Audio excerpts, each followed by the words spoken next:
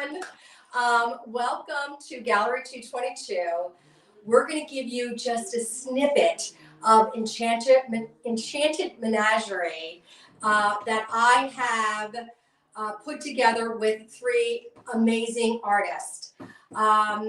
This is the first time we're doing a collaborative in so many ways. One, actually, we have pieces that are done by two artists working on the same canvas.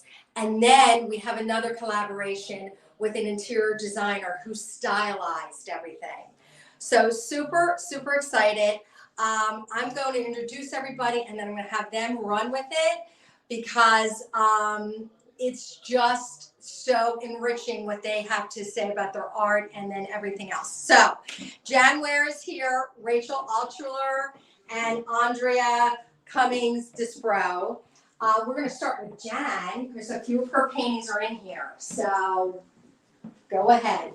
Hi, we are so excited to be here at Gallery 222 together. This is an amazing, like Andrea said, collaborative process. And I guess Rachel and I started this collaboration idea months and months ago when we thought, well, what if I painted a vase of flowers? And what if you put some hummingbirds swooping into them? So we just did it. We ran with it.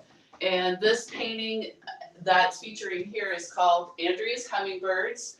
It has a chinoiserie vase loaned to me by interior designer Andrea Cummins-Disbro, and fabric that I use from designer fabric, and flowers that I borrowed from my neighbor. So we're in love with that piece. We're so excited. And it looks amazing in this room. But we'll get to the room pieces soon enough. Rachel, what do you have? Like, I would even talk about this beauty, the cockatoo here. I'm sorry. I was having a moment just while Jan was talking. I got lost in Jan's words, so pardon me. Yes.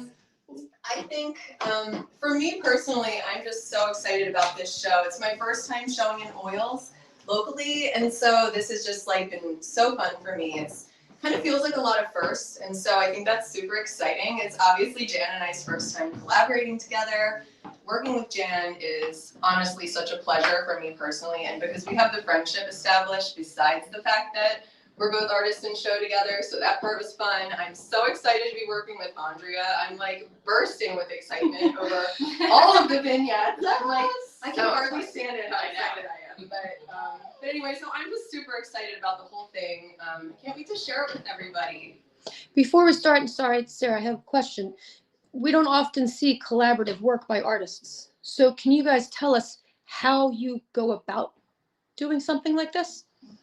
Well, we had an idea of what it was going to look like. So in the case of this painting, I painted the still life painting, the background, the vase, flowers, and then it got delivered to Rachel's studio. No pressure. No pressure. So it looked like that as soon as she dropped it off to me. I think everybody should know. I'm like, oh my gosh, it was also a great painting by itself. And so I was like, wow, this is going to be tough. But I was also expertly excited. Scaled the hummingbirds that they make sense with the piece, because in this particular painting, the vase is actually the size of the real vase. The hydrangeas are exactly the size of the hydrangeas. Mm-hmm. So those are real life size of the hummingbirds. So that was it. It was me first and Rachel got it second, and there it is. What's harder, to go first or last? I would imagine last, but at the same time, I wouldn't want to go first either. I have gone first and last, and I can say I've done collaborative work before with another artist friend of mine, and she typically goes last and I go first. And so I actually think it's harder to be the one to go first because you're the one that has to give it life, give it something. It's hard to be the second person, of course, because you kind of have to bring it together. But I personally think it's harder to be the first one. I'm like, okay, Jen, like we spitball all these ideas, and then I'm like, all right, well, good luck. Let me know when you're ready to give it to me, or and she somehow magically does it. But anyway, I think it's a little bit more challenging to be the first person. That's going to be some serious level of trust between the two of you. 100%. That's what we were talking about together the other day, just how much we trust each other. I have no qualms about handing her a painting and say, okay, your And turn. vice versa. Yeah, Definitely. that's Well, wild. speaking of trust, you guys are entrusting your paintings. To Andrea. And before I wanted, this is a good lead-in. This is one of Andrea's pieces. So does it look familiar like that? I think that is amazing. So we love her style and we love everything you brought here. So tell us about all your inspiration. Sure. So what you're going to see a lot of is something called chinoiserie. And chinoiserie is beautiful because it's layered, it's bright, it's vibrant. A lot of people think about it as blue and white, and that's not the case. It's actually a European French take on what was in the 19th century considered like exotic Eastern Asian style. So when we talk about inspiration, Marie Antoinette was a huge inspiration for this show. And you're going to see that in a lot of the paintings that aren't right now in this room, but also it brings into this room kind of Marie style. You'll see the French urn that's sitting over there, or the French bar cart. You'll see a lot of chinoiserie, like I said, but the idea was, Enchanted Menagerie was, what would it be like if Marie Antoinette was alive today? Because she had things that were common to her in her day, right? She had pigs, and she had chickens and goats and these amazing things on her farm.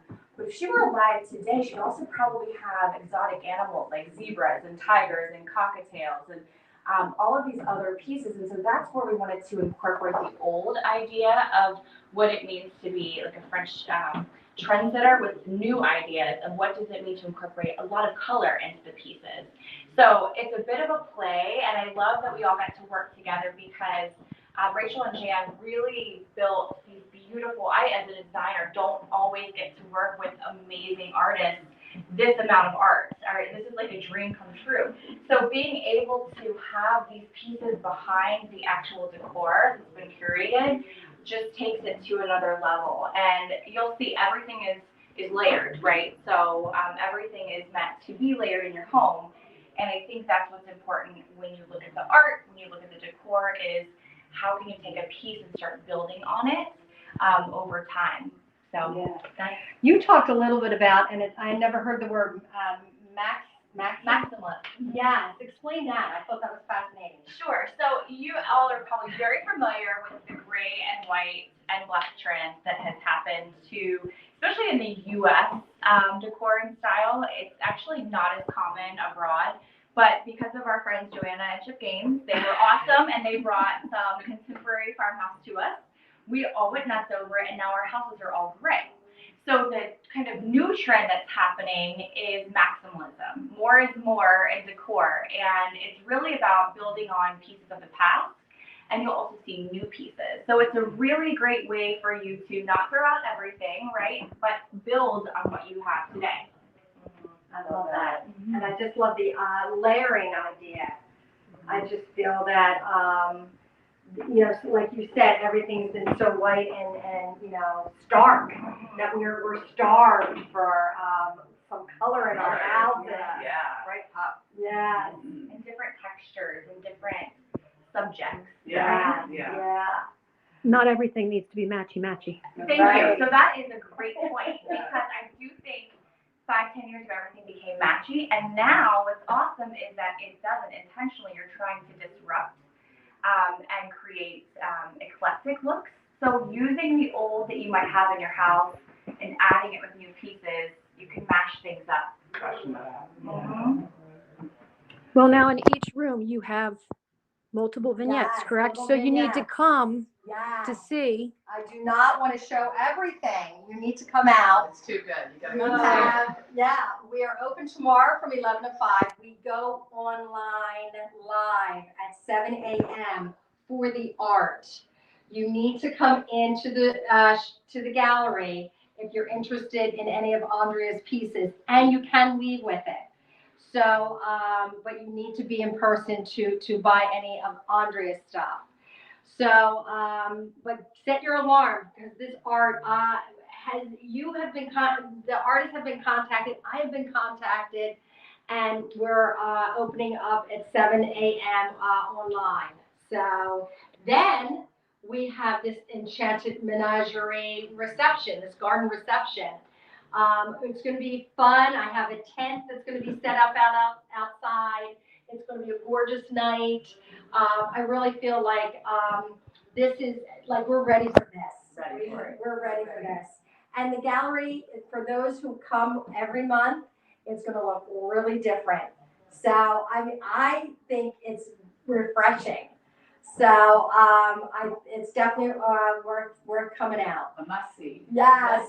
So Thursday night, 5:30 to 8. Go online tomorrow morning. Come in the shop Wednesday through Saturday, 11 to 5 for Andrea's stuff. And I really think it's definitely worth it. So I'm gonna say goodbye. And I think we're all gonna head out. But thank you so much for your time.